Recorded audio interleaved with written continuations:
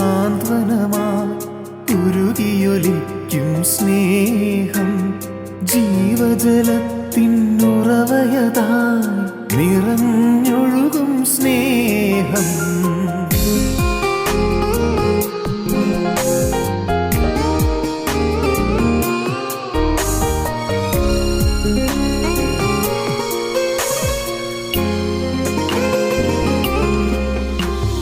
കുരിശിൽ നിന്നും സാന്ത്വനമായി ഉരുകിയൊലിക്കും സ്നേഹം, സഹനത്തിൻ നിണധാരയതായി ഉതിർന്നൊഴുകും സ്നേഹം.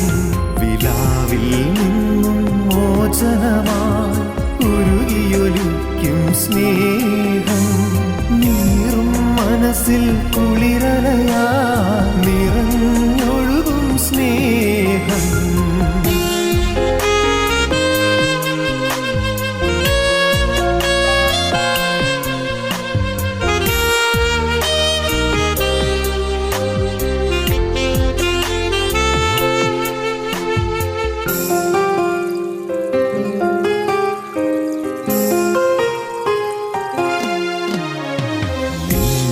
വിരലിൻ വേലകളാ ദിവാകര താരകവാനവും, നിൻ മുൻപിൽ നിലയറ്റവയായി മാനവനെ നീ സ്നേഹിച്ചു. നിന്റെ വിരലിൻ വേലകളാ ദിവാകര താരകവാനവും, നിൻ മുൻപിൽ നിലയറ്റവയായി മാനവനെ നീ സ്നേഹിച്ചു. ആഴിയാഴിയെ വിളിക്കുന്നു ഞാനിതാ വന്നിടുന്നു, ആത്മനാഥ നിന്നിൽ ലയിച്ചൊന്നായങ്ങൊഴുകാൻ. ആഴിയാഴിയെ വിളിക്കുന്നു ഞാനിതാ വന്നിടുന്നു, പ്രിയനെ നിനക്കായൊരു കൈത്തിരിയായി വിലാവിൽ നിന്നും മോചനമായി ഉരുകിയൊലിക്കും സ്നേഹം, ജീവജലത്തിനുറവയതായി നിറഞ്ഞൊഴുകും സ്നേഹം.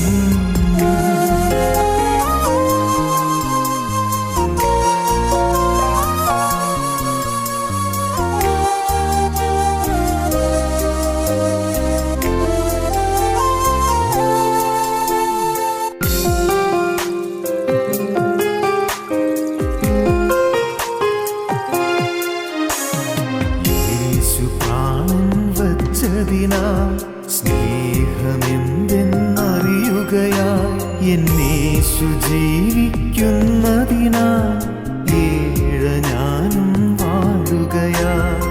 യേശു പ്രാണൻ വച്ചതിനാൽ സ്നേഹമെന്തെന്നറിയുകയായി എന്നേശു ജീവിക്കുന്നതിനാൽ ഏഴ ഞാനും വാഴുകയായി. ആഴിയാഴിയെ വിളിക്കുന്നു ഞാനിതാ വന്നിടുന്നു, ആത്മനാഥ നിന്നിൽ ലയിച്ചൊന്നായങ്ങൊഴുകാൻ. ആഴിയാഴിയെ വിളിക്കുന്നു ഞാനിതാ വന്നിടുന്നു, പ്രിയനെ നിനക്കായൊരു കൈത്തിരിയായി ഒഴുകിയെരിഞ്ഞലിയാ. കുരിശിൽ നിന്നും സാന്ത്വനമായി ഉരുകിയൊലിക്കും സ്നേഹം, സഹനത്തിൻ നിണധാരയതായി ഉതിർന്നൊഴുകും സ്നേഹം.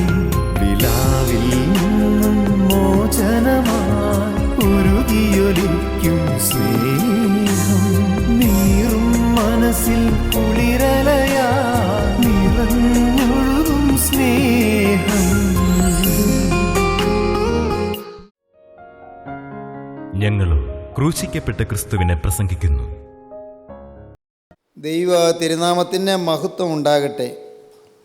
മർക്കോസിൻ്റെ സുവിശേഷം 8-ാം അധ്യായം 35-ാം വാക്യം മുതൽ, ആരെങ്കിലും തൻ്റെ ജീവനെ രക്ഷിപ്പാൻ ഇച്ഛിച്ചാൽ അതിനെ കളയും, ആരെങ്കിലും എൻ്റെയും സുവിശേഷത്തിൻ്റെയും നിമിത്തം തൻ്റെ ജീവനെ കളഞ്ഞാൽ അതിനെ രക്ഷിക്കും.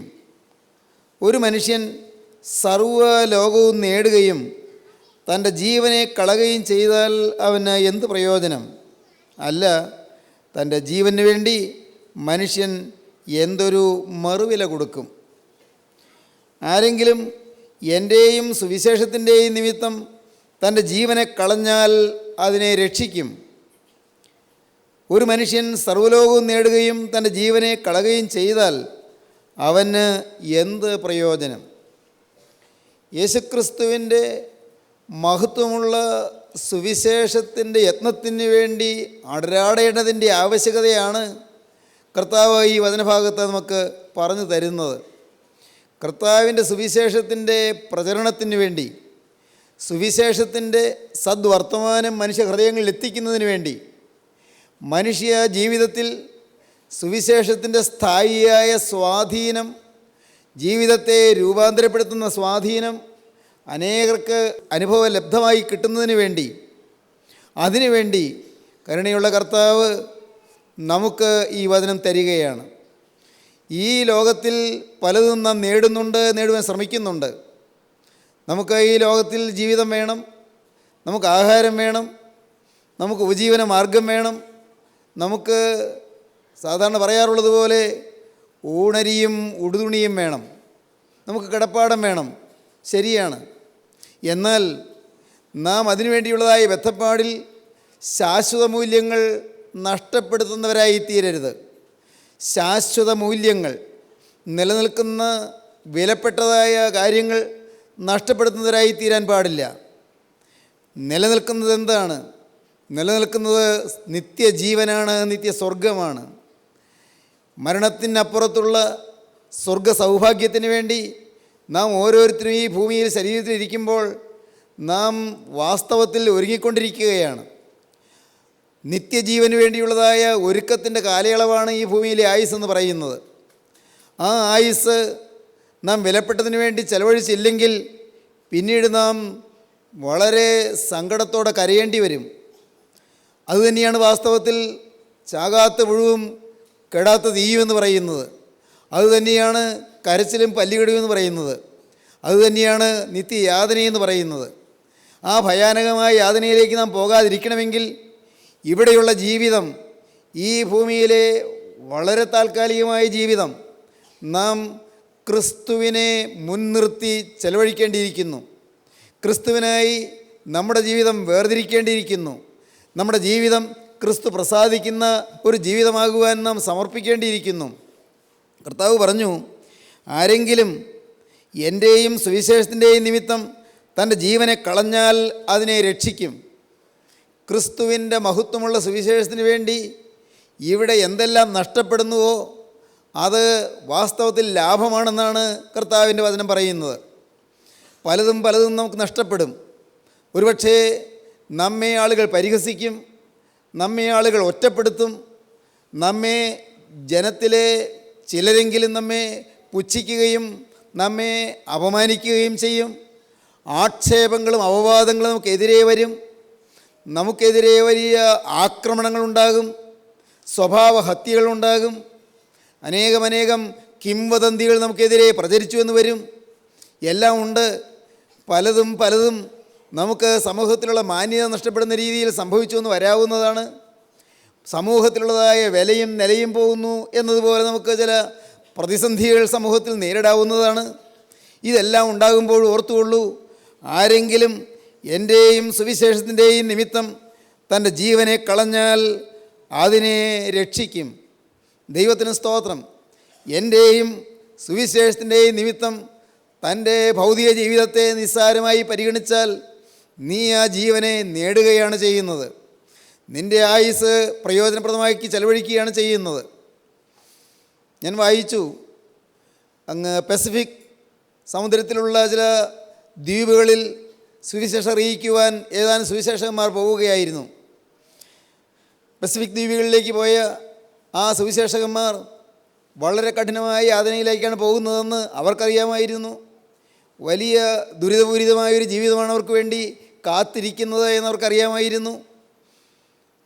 അവർ പോകുന്ന കപ്പലിലെ കപ്പിത്താൻ അവരോട് പറഞ്ഞു, നിങ്ങൾ അങ്ങോട്ട് പോകുന്നത് മരിക്കാനാണ് എന്ന്. അദ്ദേഹം അവരെ ഒന്ന് പരിഹസിച്ചാണ് പറഞ്ഞത്. എന്ന് പറഞ്ഞാൽ, നിങ്ങൾ ജീവിതം ദുരിതമാക്കാൻ പോവുകയാണ്, ജീവിതം യാതനാഭരിതമാക്കാൻ പോവുകയാണ്, നിങ്ങൾ ജീവിതം നഷ്ടപ്പെടുത്താൻ പോവുകയാണ്, നിങ്ങൾ അവിടെ ചെന്ന് മരിക്കാൻ പോവുകയാണ് എന്ന് കപ്പിത്താൻ പറഞ്ഞു. അപ്പോൾ ആ സുവിശേഷത്തിൽ ഒരാൾ പറഞ്ഞു, ഞങ്ങൾ പുറപ്പെടുന്നതിന് മുൻപേ ഞങ്ങൾ മരിച്ചു കഴിഞ്ഞു. ദൈവത്തിന് സ്തോത്രം. ഞങ്ങൾ അവിടെ നിന്ന് പുറപ്പെടുന്നതിന് മുൻപ് തന്നെ ഞങ്ങൾ മരിച്ചു കഴിഞ്ഞു. എന്താണ് പറഞ്ഞതിൻ്റെ അർത്ഥം? ഞങ്ങളുടെ ജീവിതത്തിൽ ഞങ്ങൾക്ക് ഈ ഭൂമിയിലുള്ളതായ പ്രതീക്ഷകളെല്ലാം ഞങ്ങൾ വെച്ചൊഴിഞ്ഞിട്ടാണ് ഞങ്ങൾ പുറപ്പെട്ടിരിക്കുന്നത് എന്ന്.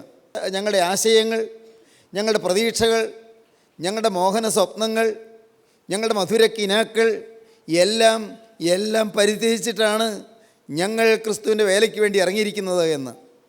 ഞങ്ങൾ പുറപ്പെടുന്നതിന് മുൻപ് തന്നെ മരിച്ചു കഴിഞ്ഞിരിക്കുന്നു. ദൈവത്തിന് സ്തോത്രം. സഹോദരങ്ങളെ, അവരെ പോയി പസഫിക് ദ്വീപുകളിലെത്തി അവിടെ സുവിശേഷ വേല ചെയ്തു. ആ കാലത്തെ ഏറ്റവും വലിയ ഒരു സഭയായി അവിടെ ആ ദ്വീപുകളിൽ അനേകർ ക്രിസ്തുവിനെ കൈക്കൊള്ളുന്നതിന് അത് കാരണമായി തീർന്നു. മാത്രമല്ല, അവിടെയുള്ള ആളുകളുടെ അപരിഷ്കൃതമായ ജീവിത രീതികൾ മാറുന്നതിനും അവരുടെ സമൂഹത്തിലുണ്ടായിരുന്ന ഒട്ടേറെ അഴിമതികളും കൊള്ളരുതായ്മകളും മാറുന്നതിനും കിരാതത്വം, കാട്ടാളത്വം നിറഞ്ഞ അവരുടെ മനോഭാവം മാറി സംസ്കാര സമ്പന്നരായി തീരുന്നതിനും അത് കാരണമായി തീർന്നു. നിങ്ങൾക്കറിയാം, നിങ്ങളോട് ഞാൻ തന്നെ പറഞ്ഞിട്ടുണ്ട്, ആഫ്രിക്ക ഒരു കാലത്ത് ഇരുണ്ട ഭൂഖണ്ഡമായിരുന്നു. ഡാർക്ക് കോണ്ടിനെൻറ്റ് എന്നാണ് ആഫ്രിക്കയെ പറഞ്ഞിരുന്നത്. ഇരുണ്ട ഭൂഖണ്ഡമായിരുന്ന ആഫ്രിക്ക ഉണരുന്ന ഒരു ദേശമായി മാറിയത് എങ്ങനെയാണ്? സുവിശേഷം അവിടെ കടന്നു എന്നതാണ് കാരണം. നരഭോജികൾ മനുഷ്യസ്നേഹികളായി മാറി. മനുഷ്യമാംസം പച്ചനെ തിന്നുന്ന ആളുകൾ മനുഷ്യരെ സ്നേഹിക്കുന്നവരും മനുഷ്യരെ കരുതുന്നവരും മനുഷ്യരുടെ നന്മയ്ക്ക് വേണ്ടി അധ്വാനിക്കുന്നവരുമായി മാറി. എങ്ങനെയാണ് സംസ്കാരം ഉണ്ടായത്? നിങ്ങൾ വായിച്ചിട്ടുണ്ടോ? ലോകചരിത്ര സംഗ്രഹം എന്ന് പറയുന്ന പുസ്തകത്തിൽ, an outline history of the world എന്ന് പറയുന്ന പുസ്തകത്തിൽ എച്ച്.ജി. വെൽസ് പറഞ്ഞത് എങ്ങനെയാണ്? മാനവ സംസ്കാരം എവിടെയെല്ലാം വളർന്നിട്ടുണ്ടോ അതിൻ്റെ പിന്നിൽ ക്രിസ്തുവിൻ്റെ സുവിശേഷത്തിൻ്റെ ശക്തി കാണാമെന്ന്. മാനവ സംസ്കാരം എവിടെയെല്ലാം വളർന്നിട്ടുണ്ടോ അതിൻ്റെ പിന്നിൽ സുവിശേഷത്തിൻ്റെ ശക്തി കാണാമെന്ന്, സുവിശേഷത്തിൻ്റെ സ്വാധീനം കാണാമെന്ന്. സ്നേഹിതരെ, കേൾക്കൂ. സുവിശേഷത്തിന് വേണ്ടി യത്നിക്കാൻ നാം തയ്യാറാകുന്നെങ്കിൽ നാം ഏറ്റവും വിലപിടിപ്പുള്ളതാണ് നേടുന്നത്, ഏറ്റവും വിലയേറിയ ജീവിതമാണ് നാം നേടുന്നത്. ഒരു സുവിശേഷകനാകുക എന്ന് പറയുന്നതിൻ്റെ ഭാഗ്യവും അതിൻ്റെ അത്ഭുതകരമായ സ്വാധീന ശക്തിയും തലമുറകളിലേക്ക് പകരുന്നതാണ്. തലമുറകൾക്ക് അത്യത്ഭുതമായ അനുഗ്രഹങ്ങൾ പ്രദാനം ചെയ്യുന്നതാണ്. തലമുറകളിൽ നിന്ന് ശാപങ്ങൾ മാറ്റുന്നതാണ്. തലമുറകൾക്ക് സ്വർഗീയ സൗഭാഗ്യം ലഭിക്കുന്നതിന് നയിക്കുന്നതാണ്. ആരെങ്കിലും എൻ്റെയും സുവിശേഷത്തിൻ്റെയും നിമിത്തം തൻ്റെ ജീവനെ കളഞ്ഞാൽ അതിനെ രക്ഷിക്കും. കർത്താവ് ഒരവസരത്തിൽ പറയുകയുണ്ടായി. യോഹന്നാൻ സുവിശേഷം 12-ാം അധ്യായത്തിലാണ് പറഞ്ഞത്. കർത്താവ് എങ്ങനെയാണ് പറഞ്ഞത്? കോതമ്പ് മണി നിലത്തു വീണ് ചാകുന്നില്ല എങ്കിൽ അത് തനിയേയിരിക്കും, ചത്തു എങ്കിലോ വളരെ വിളവുണ്ടാകും. തൻ്റെ ജീവനെ സ്നേഹിക്കുന്നവൻ അതിനെ കളയും, ഇഹലോകത്തിൽ തൻ്റെ ജീവനെ പകയ്ക്കുന്നവൻ അതിനെ നിത്യജീവനായി സൂക്ഷിക്കും. യോഹന്നാൻ്റെ സുവിശേഷം 12-ാം അധ്യായത്തിൻ്റെ 24 എന്നുള്ളതായ വാക്യമാണ് വായിച്ചത്. പ്രിയപ്പെട്ടവരെ, കർത്താവിൻ്റെ അടുക്കിലേക്ക് കർത്താവിനെ കാണാൻ ചിലർ അങ്ങ് ഗ്രീസ് ദേശത്തു നിന്ന് വന്നു, യവന ദേശത്തു നിന്ന് ചില യവനന്മാർ വന്നു. ബുദ്ധിജീവികൾ യേശുവിനെക്കുറിച്ച് കേട്ടു. യേശുവിനെക്കുറിച്ച് കേട്ടപ്പോൾ യേശുവിനെ കാണണമെന്നവർക്ക് ആഗ്രഹം വന്നു. ആ യവനന്മാർ ഗ്രീസിൽ നിന്ന് അവർ പുറപ്പെട്ടു. ആ ബുദ്ധിജീവികൾ പുറപ്പെട്ട് അവിടെ വന്ന് യെരൂശലേമിലെത്തിയിട്ട് യേശുവിൻ്റെ ശിഷ്യന്മാരുടെ അടുക്കൽ ചെന്നു. നാം വായിക്കുന്നത് അങ്ങനെയാണ്. ബേസൈദക്കാരനായ ഫിലിപ്പോസിൻ്റെ അടുക്കൽ ചെന്നു.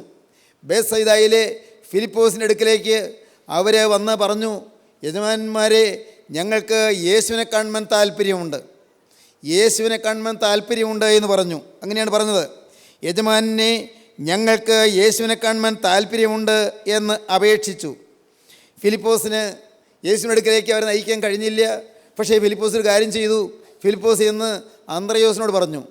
അന്ത്രയോസും ഫിലിപ്പോസും കൂടെ ചെന്ന് യേശുവിനോട് പറഞ്ഞു ഇങ്ങനെ ചില യവനന്മാർ വന്നിട്ടുണ്ട്, ബുദ്ധിജീവികൾ വന്നിട്ടുണ്ട്, അങ്ങയുടെ അടുക്കൽ നിന്ന് വലിയ തത്വജ്ഞാനം പ്രതീക്ഷിച്ചവർ വന്നിരിക്കുകയാണ്, അവർ അത്ഭുതങ്ങൾ കാണുവാൻ വേണ്ടി വന്നിരിക്കുകയാണ്, അങ്ങയെക്കുറിച്ചുള്ളതായ കേൾവി ഗ്രീസ് ദേശത്തെത്തിയതുകൊണ്ട് അങ്ങയെ അന്വേഷിച്ച് കാണാൻ വേണ്ടി വന്നതാണ് എന്നെല്ലാം അവരെ വിശദീകരിച്ച് പറഞ്ഞു. ഉടനെ കർത്താവ് പറയുകയാണ്, കർത്താവ് ഇങ്ങനെയാണ് പറഞ്ഞത്, ആമേൻ ആമേൻ ഞാൻ നിങ്ങളോട് പറയുന്നു. എന്താണ് പറഞ്ഞത് കർത്താവ്? ഞാൻ നിങ്ങളോടൊരു സത്യം പറയാം, സത്യമായും നിങ്ങളോട് പറയുന്നു, കോതമ്പ് മണി നിലത്ത് വീണ് ചാകുന്നില്ല എങ്കിൽ അത് തനിയെ ഇരിക്കും, ചത്തുവെങ്കിലോ വളരെ വിളവുണ്ടാകും. തൻ്റെ ജീവനെ സ്നേഹിക്കുന്നവൻ അതിനെ കളയും, ഇഹലോകത്തിൽ തൻ്റെ ജീവനെ പകയ്ക്കുന്നവൻ അതിനെ നിത്യജീവനായി സൂക്ഷിക്കും. ദൈവത്തിന് സ്തോത്രം. എന്താണ് അതിൻ്റെ ആശയം എന്താണ്? കോതമ്പ് മണി വിത്ത് ചെളിയിൽ വീണ് നിലത്ത് വീണ് ചീയുന്നു, അതിൻ്റെ പുറംതൊണ്ട് പോകുന്നു, അതിൻ്റെ മാംസളമായ ഭാഗം അത് പോകുന്നു, അതിൻ്റെ അകത്തുള്ള ബീജം അത് വളർന്നു പൊങ്ങുന്നു, അത് കിളിർത്ത് പൊങ്ങുന്നു. കോതമ്പ് മണി നിലത്ത് വീണ് ചാകുന്നില്ല എങ്കിൽ തനിയെ ഇരിക്കും, അത് ചത്തുവെങ്കിലോ അതിൽ നിന്ന് വരുന്നതായ ആ വിത്തിൻ്റെ നാമ്പ് അത് മുളച്ച് വളർന്ന് അതിൽ കതിരുകളുണ്ടാകും, അനേകം ഗോതമ്പ് മണി ഉണ്ടാകും. ഒരു ഗോതമ്പ് മണി നിലത്ത് വീണ് ചാകുന്നില്ല എങ്കിൽ തനിയെ ഇരിക്കും, ചത്തുവെങ്കിലോ വളരെ വിളവുണ്ടാകും. എന്താണ് ഈ പറഞ്ഞതിൻ്റെ അർത്ഥം?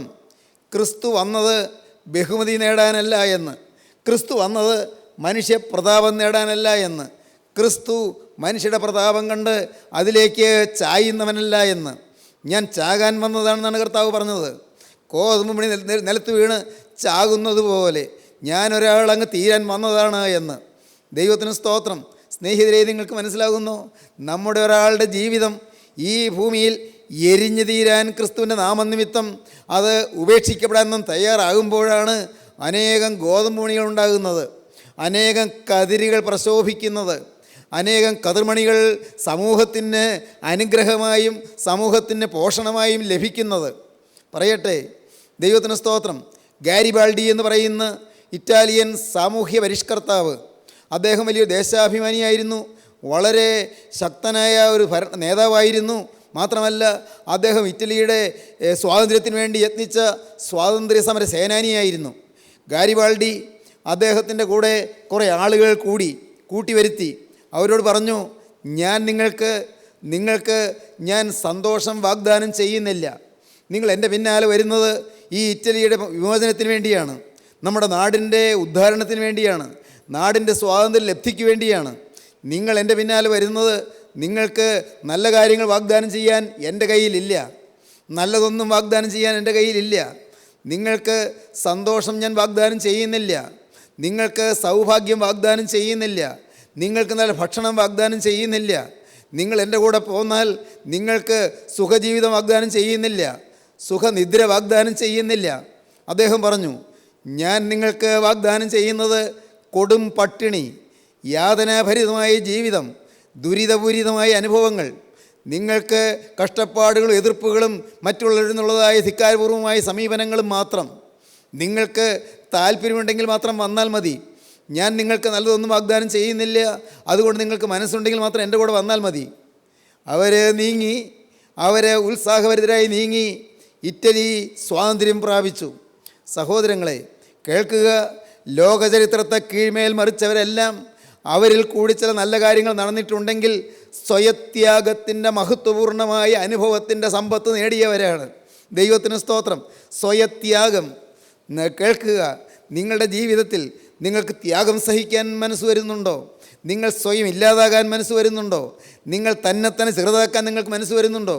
തന്നെ ലളിതവൽക്കരിക്കാൻ നിങ്ങൾക്ക് മനസ്സ് വരുന്നുണ്ടോ? തന്നെ ശൂന്യവൽക്കരിക്കാൻ നിങ്ങൾക്ക് മനസ്സ് വരുന്നുണ്ടോ? ദൈവത്തിന് സ്തോത്രം. പറയുന്നത് നിങ്ങൾക്കെളുപ്പം മനസ്സിലാകുമെന്ന് ഞാൻ ധരിക്കട്ടെ. കാരണം ഇത് കേൾക്കുന്നത് മനസ്സിലായാൽ പോരാ, ഇത് അനുഭവത്തിലാക്കണം. ദൈവത്തിന് സ്തോത്രം. സന്തോഷവും സൗഭാഗ്യവും പ്രാപിക്കാൻ വേണ്ടി ക്രിസ്തുവിൻ്റെ പിറകെ വരണ്ട, കർത്താവിൻ്റെ പിറകെ വരാമെന്ന് പറഞ്ഞു വന്ന ഒരു യൗവനക്കാരനോട് കർത്താവ് പറഞ്ഞത്, ആകാശത്തിലെ പറവയ്ക്ക് കൂടുണ്ട്, കുറുതിരിക്ക് കുഴിയുണ്ട്, മനുഷ്യപുത്രനോ തല ചായ്പാൻ ഇടമില്ല എന്നാണ്. നീ എന്ത് വിചാരിച്ചാണ് മോനെ എൻ്റെ പിന്നാലെ വരുന്നത്? യൗവനക്കാരാ, നീ വരാമെന്ന് പറഞ്ഞല്ലോ, നീങ്ങളുടെ ഉത്സാഹത്തോടെ വരാമെന്ന് പറഞ്ഞല്ലോ, പക്ഷേ നീ വിചാരിക്കുന്നത് പോലല്ല. സൗഭാഗ്യമൊന്നും നിനക്ക് കിട്ടുകയില്ല. ആകാശത്തിലെ പർവ്വജാതിക്ക് പോലും കൂടുണ്ട്, വിശ്രമിക്കാൻ സ്ഥലമുണ്ട്. പർവ്വജാതിക്ക് കൂടുണ്ട്, കുറുന്തികൾക്ക് ഒളിക്കാൻ മാളങ്ങളുണ്ട്, ഗുഹകളുണ്ട്. പക്ഷേ മനുഷ്യപുത്രനായ എനിക്ക് തലയായിപ്പാൻ പോലും ഇടമില്ല, സ്വന്തമായൊരു പാർപ്പിടമില്ല. എൻ്റെ പിന്നാലെ വന്നാൽ മോനെ പ്രയാസമായിരിക്കും. സഹോദരങ്ങളെ, എന്താണ് പറഞ്ഞതിൻ്റെ അർത്ഥം? അതിന് മറ്റൊരർത്ഥം കൂടിയുണ്ട്. അതിലേക്ക് ഇപ്പോൾ ഞാൻ കടക്കുന്നില്ലെങ്കിലും ഇപ്പോൾ പറഞ്ഞതിൻ്റെ അർത്ഥം എന്താണ്? യേശുവിൻ്റെ പിറകെ പോയാൽ സുഖജീവിതമാകുമെന്നാരും ധരിച്ചു പോകരുത്. യേശുവിൻ്റെ പിറകെ പോയാൽ സൗഭാഗ്യം ഭൗതികമായ നേട്ടങ്ങളാണ് എന്ന് ധരിച്ചു പോകരുത്. രോഗങ്ങളുണ്ടാകാം, പ്രതിസന്ധികളുണ്ടാകാം, പ്രശ്നങ്ങളുണ്ടാകാം, ദുരിതങ്ങളുണ്ടാകാം, വലിയ എതിർപ്പുകളുണ്ടാകാം, സകലരിൽ നിന്നും ഒറ്റപ്പെടുത്തുന്ന അനുഭവങ്ങളുണ്ടാകാം. പക്ഷേ നിങ്ങൾ നേടുന്നതോ ഒരു ജീവനെയാണ് നേടുന്നത്. നിങ്ങളുടെ ജീവനെ നേടുന്നു, അനേകർക്ക് വേണ്ടി നിത്യജീവൻ നേടുന്നു. അനേകർ നിത്യജീവൻ്റെ അവകാശികളായി തീരുന്നു. അതെന്തൊരു സൗഭാഗ്യമാണെന്നോ.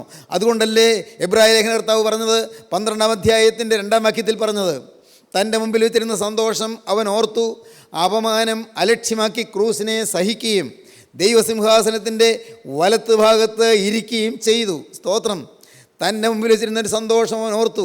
വലിയൊരു സന്തോഷം തൻ്റെ മുമ്പിൽ വെച്ചിരിക്കുന്ന നമ്മുടെ കർത്താവ് കണ്ടു. വലിയൊരു സന്തോഷം.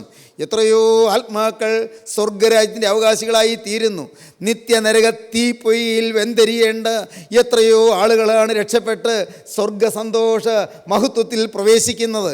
തൻ്റെ മുമ്പിൽ വെച്ചിരുന്ന സന്തോഷം അവൻ ഓർത്തു, അപമാനം അലക്ഷ്യമാക്കി ക്രൂശിനെ സഹിക്കുകയും ദൈവസിംഹാസനത്തിൻ്റെ വലത്ത് ഭാഗത്ത് ഇരിക്കുകയും ചെയ്തു.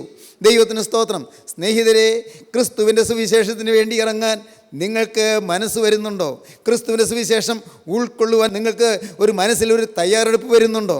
ഞാൻ ചോദിക്കട്ടെ, നിങ്ങൾ കേട്ടിട്ടുണ്ടോ എന്ന് എനിക്ക് അറിഞ്ഞുകൂടാ. ജോൺ വെസ്ലി എന്ന് പറയുന്ന ശ്രേഷ്ഠനായ സുവിശേഷകനെക്കുറിച്ച് നിങ്ങൾ ചിലർ കേട്ട് കാണുമായിരിക്കും. ജോൺ വെസ്ലിക്ക് ഒരു കോളേജിൽ, വളരെ പ്രസിദ്ധമായൊരു കോളേജിൽ അഡ്മിഷൻ കിട്ടി. വലിയൊരു കോളേജാണ്. അന്ന് ലോകപ്രസിദ്ധമായൊരു കോളേജിലാണ് ജോൺ വെസ്ലിക്ക് അഡ്മിഷൻ കിട്ടിയത്. കോളേജിലേക്ക് പോകാൻ നേരത്ത് അമ്മ പറഞ്ഞു, മോനെ, എനിക്ക് നിന്നെക്കുറിച്ച് അഭിമാനമുണ്ട്. ഇത്രയും നല്ലൊരു കോളേജിൽ നീ പഠിക്കാൻ പോകുന്നു എന്നുള്ളതിൽ എനിക്ക് വലിയ സന്തോഷമുണ്ട്. എന്നാൽ മോനെ, ഞാൻ നിനക്ക് ഒരു സമ്മാനം തന്ന് വിടുകയാണ്. ഇത് നിൻ്റെ ജീവിതത്തിൽ നിന്ന് മാറിപ്പോകരുത്. ഇത് നിനക്ക് ഞാൻ തരുന്ന ഒരു സമ്മാനമാണ്. ഇത് നിൻ്റെ കയ്യിൽ എന്നും ഉണ്ടായിരിക്കണം. ഇത് നിൻ്റെ ജീവിതത്തിൽ എന്നും ഉണ്ടായിരിക്കണം. അമ്മ കൊടുത്തത് ഒരു വിശുദ്ധ വേദപുസ്തകമാണ്, ദ ഹോളി ബൈബിൾ. വേദപുസ്തകം കൊടുത്തു. അമ്മ പറഞ്ഞു, മോനെ, ഈ വേദപുസ്തകം നിന്നെ പാപത്തിൽ നിന്ന് അകറ്റും.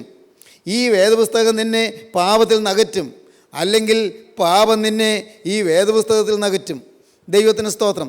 നിന്നിൽ പാപം വന്നാൽ ഈ വേദപുസ്തകം പിന്നെ നിനക്ക് പ്രിയമല്ലാതായിത്തീരും. നിനക്ക് വേദപുസ്തകം പ്രിയമായി തീർന്നാൽ പാപം നിൻ്റെ ജീവിതത്തിൽ നിന്ന് മാറിപ്പോകും. പറഞ്ഞു കൊടുത്തു, ഈ വേദപുസ്തകം നിന്നെ പാപത്തിൽ നിന്ന് അകറ്റും. മോനെ, നിൻ്റെ ജീവിതത്തിൽ പാപം വരാതെ നോക്കിയാൽ മാത്രം മതി. ഈ വചനം നിന്നെ നയിക്കട്ടെ, വചനം നിന്നെ നടത്തട്ടെ. കേൾക്കൂ പ്രിയപ്പെട്ടവരെ, ആ ചെറുപ്പക്കാരൻ ആ കോളേജിൽ ചെന്ന് പഠിച്ച കാലങ്ങളിൽ ആ ബൈബിൾ അവൻ്റെ ഹൃദയത്തിൽ അവൻ പേറി. എന്ന് പറഞ്ഞാൽ അവൻ ബൈബിൾ വായിച്ചു, ബൈബിൾ ധ്യാനിച്ചു. വേദപുസ്തകത്തിലെ വചനങ്ങൾ അവൻ്റെ ജീവിതത്തെ ഇളക്കിമറിച്ചു. അവൻ പഠിച്ചു, ഉയർന്നു. പക്ഷേ വചനം അവൻ്റെ ജീവിതത്തെ തകിടം മറിച്ചു. ആ ചെറുപ്പക്കാരനാണ് മെത്തോഡിസ്റ്റ് ചർച്ചിൻ്റെ സ്ഥാപക നേതാവ്. ദൈവത്തിന് സ്തോത്രം. മെത്തോഡിസത്തിൻ്റെ നേതാവ്.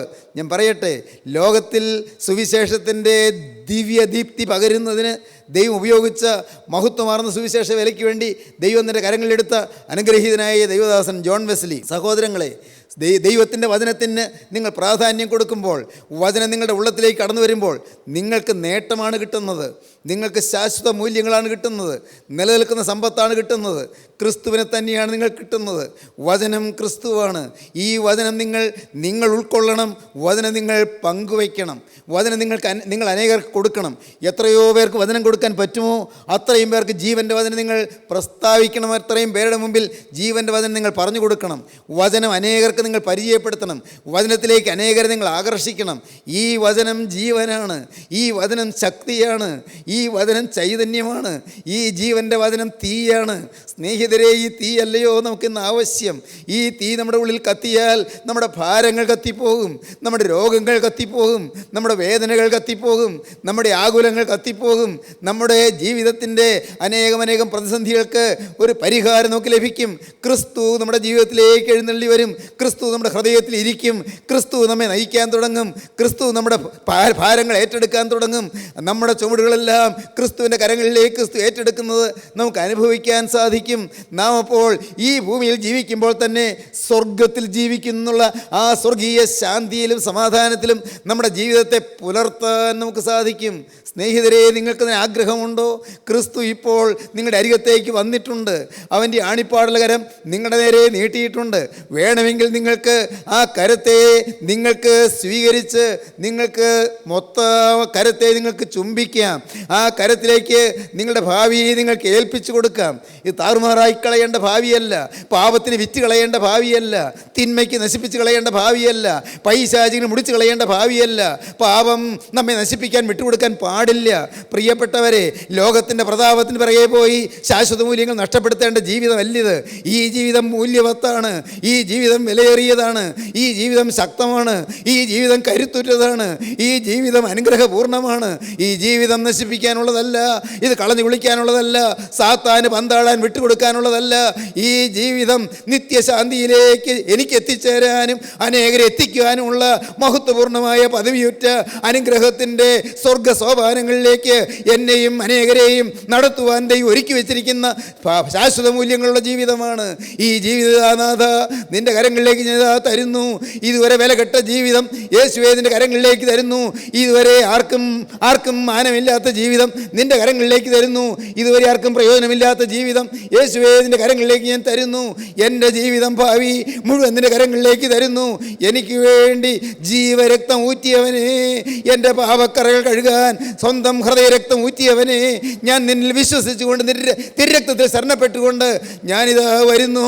എന്നെ സ്വീകരിക്കണമേ, എന്നെ കൈക്കൊള്ളണമേ, തിരുമാറോട് അണയ്ക്കണമേ.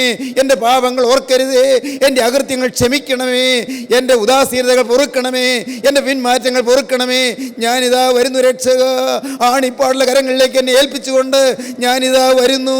സമർപ്പിക്കുവീൻ ദൈവജനമേ, യേശുവിനോട് വാക്ക് പറയുവീൻ, യേശുവിൻ്റെ കരങ്ങളിലേക്ക് നിങ്ങളുടെ ജീവിതം കൊടുക്കുവീൻ, അവൻ്റെ സുവിശേഷകരാകുവീൻ, സുവിശേഷത്തിന് വേണ്ടി അധ്വാനിപ്പീൻ, യേശുവിന് വേണ്ടി ഓടുവീൻ, യേശുവിന് വേണ്ടി എഴുന്നേൽക്കുവീൻ, യേശുവിന് വേണ്ടി ഉയരുവീൻ, യേശുവിന് വേണ്ടി നിങ്ങളുടെ ജീവിതം മുഴുവൻ സമ്പൂർണ്ണമായി ഫലമേൽപ്പിച്ചു കൊടുപ്പീൻ. നമുക്ക് പ്രാർത്ഥിക്കാം. കരുണയുള്ള കർത്താവേ, ഈ നല്ല സമയത്തിനായി ഞങ്ങൾ നിന്നെ സ്തുതിക്കുന്നു. ജീവൻ്റെ തിരുവചനം ഞങ്ങളോട് സംസാരിച്ചതിനായി ഞങ്ങൾ നിന്നെ സ്തുതിക്കുന്നു. കർത്താവേ, അവിടുത്തെ കൃപയുടെ കരം ഞങ്ങളുടെ മേൽ വന്നതിനായി ഞങ്ങൾ നിന്നെ സ്തോത്രം ചെയ്യുന്നു. ഈ നിൻ്റെ മക്കളെല്ലാം അനുഗ്രഹിക്കണമേ. വചനം കേട്ട എല്ലാവരുടെ മേൽ നിൻ്റെ ആത്മാവിനെ പകരണമേ. കർത്താവേ, പരിശുദ്ധാത്മാവിൻ്റെ തീയ് ഓരോരുത്തരെയും സ്പർശിക്കണമേ. രോഗങ്ങൾ മാറ്റണമേ കർത്താവേ. എൻ്റെ ദൈവമേ, വേദനകൾ ശമിപ്പിക്കണമേ കർത്താവേ. പ്രശ്നങ്ങൾ പരിഹരിക്കണമേ കർത്താവേ. മനസ്സിൽ ആകുലങ്ങളുമായി, മനസ്സിൽ ചുമടുകളുമായി വന്നിരിക്കുന്നവർക്ക് ഒരു മോചനം കൊടുക്കണമേ കർത്താവേ. എൻ്റെ ദൈവമേ, ഇപ്പോൾ നിൻ്റെ മക്കളുടെ മേൽ നിൻ്റെ കരം വയ്ക്കണമേ. ആശീർവദിക്കണമേ, അനുഗ്രഹിക്കണമേ. ശാപദോഷങ്ങൾ മാറ്റണമേ, ദുരിതങ്ങൾ അകറ്റണമേ, പൈശാചിക ബാധകൾ നീക്കണമേ, എല്ലാ തിന്മകളിൽ നിന്നും മോചനം കൊടുക്കണമേ. പാപജീവിതത്തോട് യാത്ര ചെയ്യാനുള്ള അത്ഭുതകരമായ തീരുമാനശക്തി പ്രദാനം ചെയ്യണമേ. അവിടുത്തെ രണ്ടാമത്തെ വേണ്ടി ഞങ്ങൾ എല്ലാവരെയും ഒരുക്കണമേ. യേശു ക്രിസ്തുവിൻ്റെ മഹത്വപൂർണ്ണമായ നാമത്തിൽ തന്നെ. ആമീൻ. ഹല്ലേലൂയ.